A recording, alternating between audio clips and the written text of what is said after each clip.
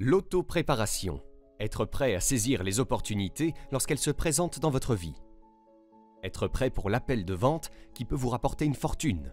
Être prêt pour la réunion qui peut avoir une incidence positive sur votre carrière. Être prêt pour tout cela en espérant que cela viendra.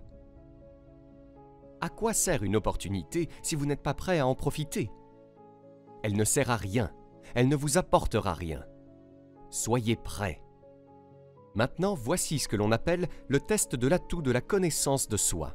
Sans trop y penser, énumérez rapidement vos 3 plus importants objectifs professionnels à long terme.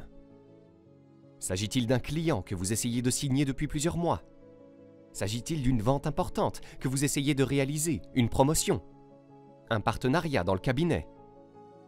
Dressez rapidement la liste de vos 3 objectifs professionnels à long terme les plus importants. Des réalisations que vous voulez atteindre. Des réalisations qui prendront du temps à se concrétiser. Notez-les. Encore une fois, sans trop y penser, énumérez rapidement vos 3 objectifs personnels et spirituels les plus importants. Des choses qui feront une différence dans votre vie personnelle. S'agit-il d'aller à l'église plus souvent qu'en vacances? De saisir tout ce que vous pouvez des sermons du dimanche? Est-ce que c'est passer plus de temps de qualité avec vos enfants? Est-ce que c'est éteindre la télévision à l'heure du dîner et parler réellement des choses importantes de la vie avec votre famille? Est-ce que c'est en prenant plus de sorties avec votre conjoint? Est-ce que c'est planifier des vacances en famille dont on a bien besoin? Qu'est-ce que c'est? Quels sont les objectifs importants dans votre vie personnelle et spirituelle? L'un d'entre eux est-il de faire un effort conscient pour faire plus d'exercice, mieux manger, perdre du poids, se mettre en forme? Quels sont les 3 objectifs personnels et spirituels les plus importants que vous avez? Notez-les. Peu importe ce qu'ils sont, notez-les simplement. Maintenant, prenez le temps de vraiment visualiser ce à quoi ressemblerait la réalisation de ces objectifs. Que vous réserve l'avenir si vous décrochez ce gros client? À quoi ressemble votre avenir si vous obtenez cette promotion? Si vous passez plus de temps avec votre famille? Si vous planifiez plus de sorties avec votre conjoint? À quoi ressemble votre avenir? Passez vraiment du temps sur ce sujet maintenant. C'est important. À quoi ressemble votre avenir? Demandez-vous, est-ce vraiment mon objectif? Est-ce vraiment ce que je veux? S'agit-il d'un objectif positif? Est-il suffisamment important pour moi pour que je fasse ce qu'il faut pour l'atteindre? Est-ce le mien? Est-ce que cela en vaut la peine? Si vos 3 objectifs professionnels et vos 3 objectifs personnels ne répondent pas à ces questions, vous devez prendre le temps de redéfinir soigneusement certaines choses. Redéfinissez votre liste. Redéfinissez l'origine de ces objectifs. Redéfinissez ce qui est réellement important pour vous. Redéfinissez les efforts que vous allez réellement fournir pour les atteindre. Ce processus de définition et de redéfinition des objectifs comporte 2 parties. Il y a 2 parties. Numéro 1, ne fixez pas vos objectifs trop bas. Une chose intéressante que nous enseignons dans le domaine du leadership, ne rejoignez pas un groupe facile. Vous ne progresserez pas. Allez là où les attentes sont élevées, là où les exigences sont élevées. Allez là où la pression est forte pour performer, grandir, changer, se développer, lire, étudier, développer des compétences. Maintenant, voici la 2e partie de la fixation des objectifs. La première est de ne pas fixer des objectifs trop bas. Le numéro 2 est « Ne faites pas de compromis. Ne vous bradez pas. »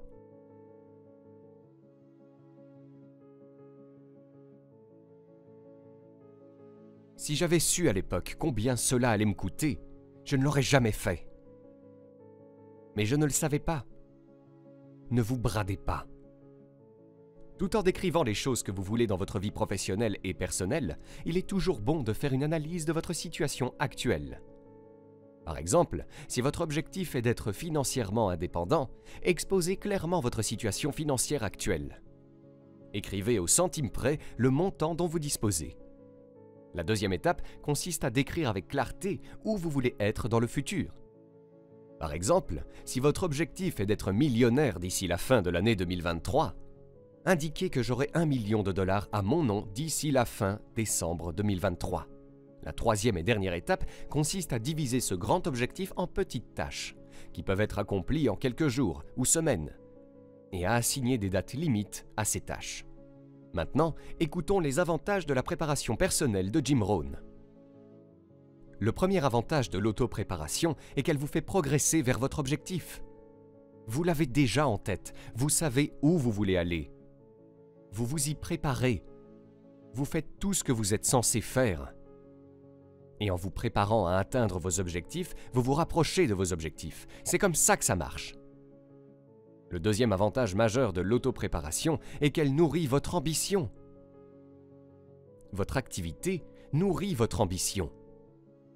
Les choses que vous faites aujourd'hui vous préparent pour demain. C'est passionnant.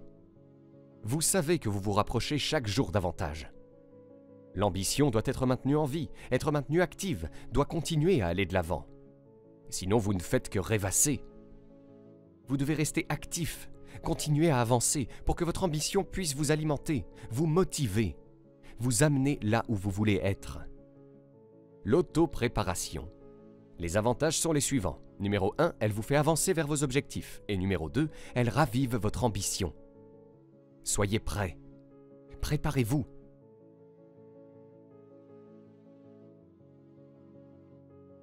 Cette méthode d'auto-préparation comporte 3 étapes.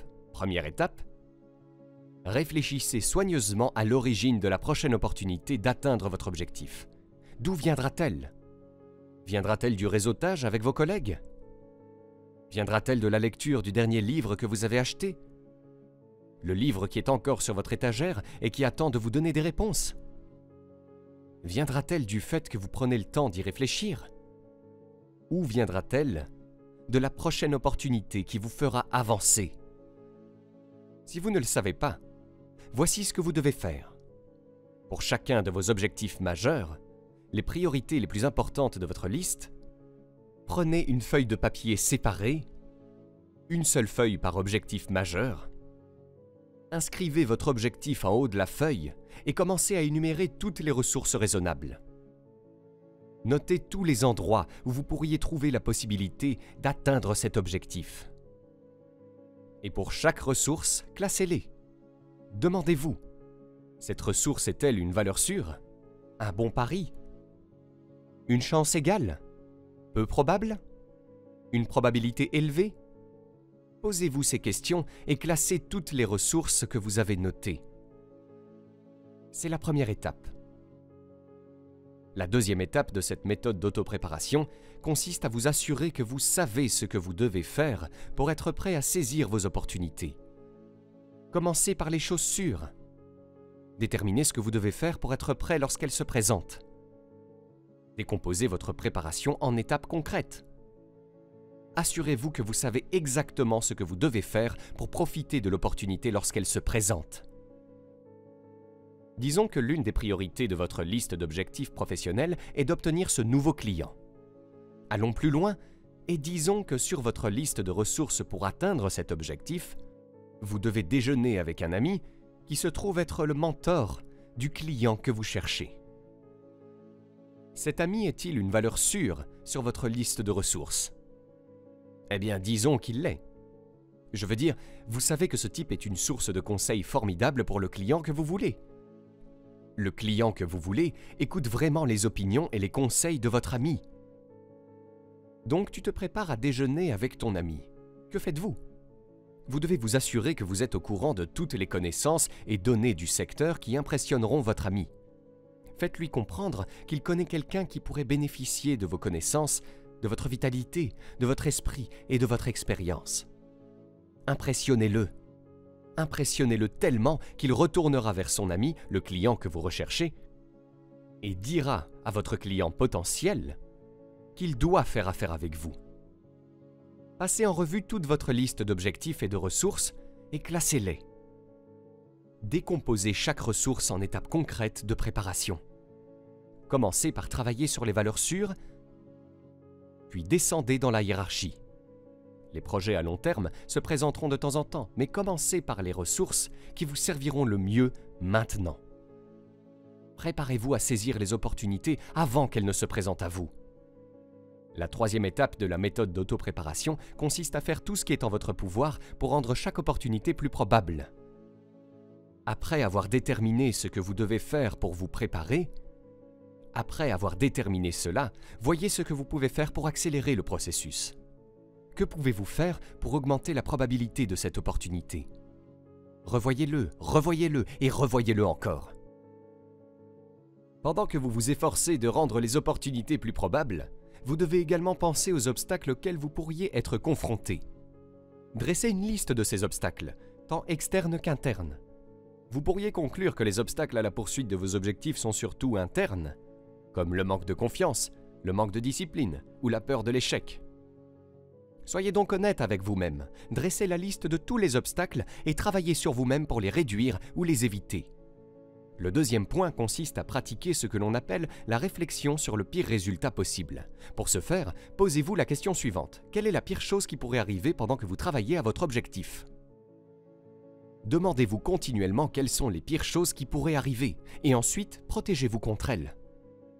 La marque d'un penseur supérieur est qu'il part du principe que le pire se produira et qu'il prend des dispositions pour y parer. On a demandé un jour à Napoléon s'il croyait à la chance. Il a répondu « Oui, je crois à la malchance. Et je crois que j'en aurai toujours et je planifie en conséquence. » Rappelez-vous la vieille formule des 6 P en anglais. Une bonne planification préalable prévient les mauvaises performances. Veillez donc à être toujours prêt et n'oubliez jamais de penser au pire scénario. Utilisez ces 3 méthodes, encore et encore, pour évaluer où vous en êtes aujourd'hui et où vous devez aller ensuite, afin de continuer à avancer vers les réalisations qui sont les plus importantes pour vous. Première étape, considérez vos ressources.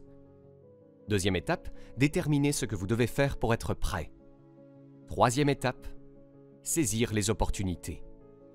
Et d'ailleurs, cette méthode d'auto-préparation fonctionne où que vous soyez dans votre parcours. Que vous soyez proche de vos objectifs ou que vous commenciez tout juste votre parcours d'autodirection. Cette méthode fonctionne. Travaillez continuellement sur vous-même pour vous préparer à l'endroit où vous voulez être. Construisez un réservoir de pensées, d'idées, de philosophies et d'expériences qui vous sont propres. Construisez, grandissez, changez, préparez-vous, soyez prêts. Soyez prêts pour une vie qui vaut la peine d'être vécue. Si vous avez aimé cette vidéo, vous pouvez cliquer sur le bouton j'aime et vous abonner à la chaîne. Cela nous fera chaud au cœur. Vous êtes également libre de recevoir notre guide pour apprendre à générer vos premiers 200 € par mois sur Internet en cliquant sur le lien dans la description sous cette vidéo. Le tout gratuitement. À très vite.